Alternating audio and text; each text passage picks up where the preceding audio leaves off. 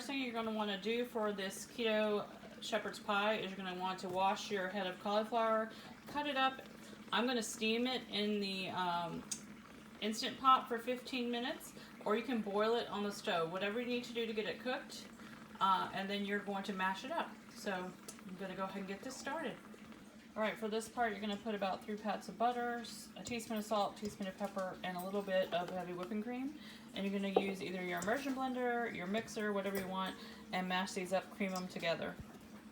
Alright guys, I also added a teaspoon of garlic powder in here as well. So I'm just going to set this aside while I make my ground beef mixture. Alright guys, so I chopped up 1 onion. I'm actually going to do 2 onions because I'm making a keto version and a regular version. So, but for the recipe for keto, just do 1 onion chopped, 1 garlic clove, and I'm browning. This is the ground meat. This is about 4 pounds of ground meat.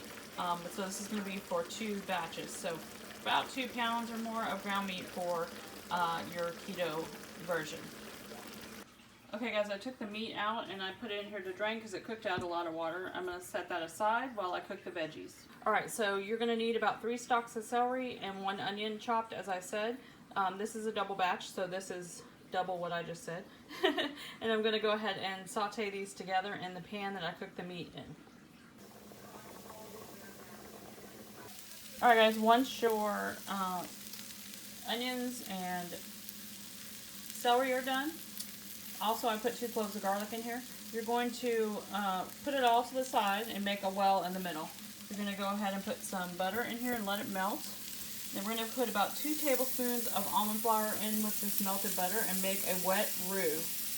Alright, so I've got that in there with the butter. I'm just going to mix this around with the butter for a minute. Let this almond flour all get wet with that butter.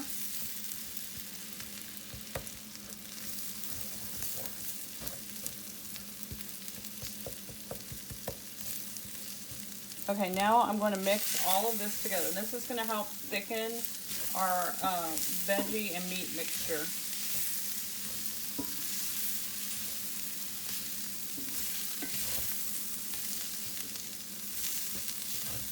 And make sure you turn your fire down, which I did, but this pan gets really hot. Alright, now I'm going to add in my meat mixture.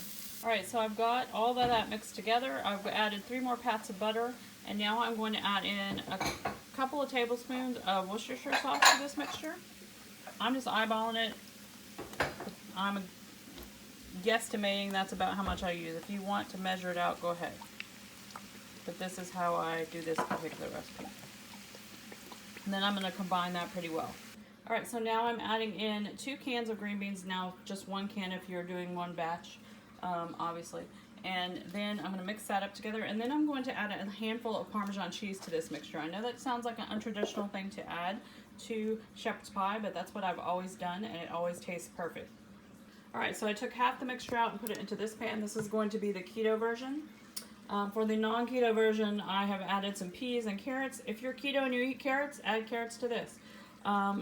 You could add mushrooms, you could add broccoli, you could really add any vegetable that you want to either one, really. But your keto vegetables that you like or that you include in your macros, whatever you want to call it, you can add into this. It won't change the flavor. And anyway, so I put 2 pats of butter on both. I've also did salt and pepper in the meat mixture to taste, along with the Worcestershire and the Parmesan. Now I'm going to put the cauliflower mash on top of this one and the potato mash on top of this one, and then they will cook. And then I will top them with Parmesan cheese and a little bit more butter, and they will cook for 30 minutes on 350. And then I will broil them just for a few minutes to get a little nice golden brown top, which this part I will be finishing up at my mom's because my oven's broken. So I will show you those when they're done, but I'll show you after I get the potato mixture on them. Alright, so here's the keto version. We got the creamed cauliflower on top with our pats of butter and our Parmesan, and here is the non-keto version. And these will, like I said, go in the oven, 350 for 30 minutes each, and then you will broil them for just, no more than probably about 5 minutes, probably less than that, just to give them a little golden brown on top.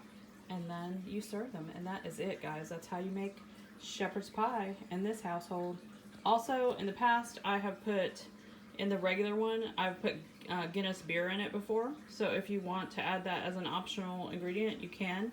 Not the whole bottle, just like maybe a quarter of it in the meat mixture when you do the Worcestershire and stuff. And it's a really nice flavor.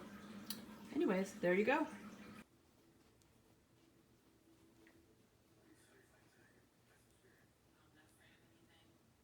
Alright y'all, here is the keto version. Usually I brown it a little bit more in the broiler, but her broiler is too small for this pan to fit in, so there you have it. Yummo.